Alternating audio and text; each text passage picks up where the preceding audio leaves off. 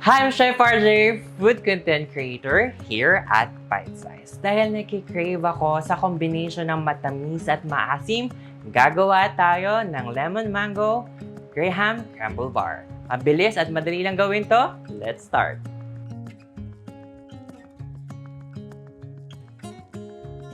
Alright, sa first procedure natin, paghahaluin natin lahat ng ingredients natin sa ating crust.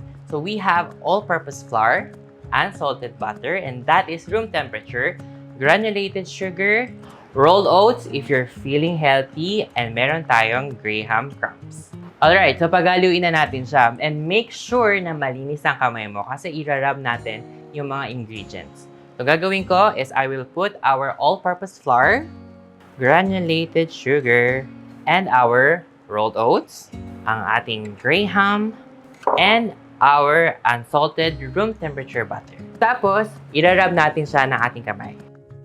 Okay. So, pag nakita na natin na parang sana ang ating, mixture, ilalagay na natin siya sa ating prepared na baking pan with parchment paper. Tapos, maglalagay ako ng kalahati nating mixture dito sa ating baking pan. Alright, so pag nakita natin na na-feel na siya ng ating Graham mixture, pwede na natin siyang ipat para magbuo-buo siya. Tapos we will set this aside. Gagawa na tayo ng ating filling.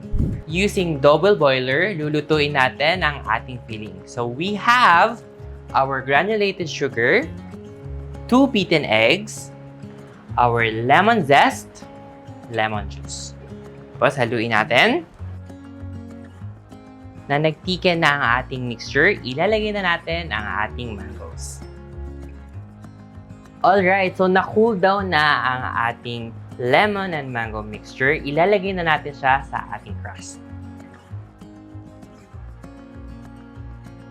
Alright, so nalagyan na natin ng ating filling, ang ating crust. Maglalagay tayo ng ating crust again sa taas. Alright, tapos na. Pwede na natin siyang i-bake ng 350 degrees Fahrenheit or 180 degrees Celsius for 40 minutes or maging golden brown. Alright, so na-cool down na natin siya. We will slice and try it. So here is our lemon mango crumble bar. For more recipes like this, make sure to like and subscribe to our YouTube channel, BiteSized.ph.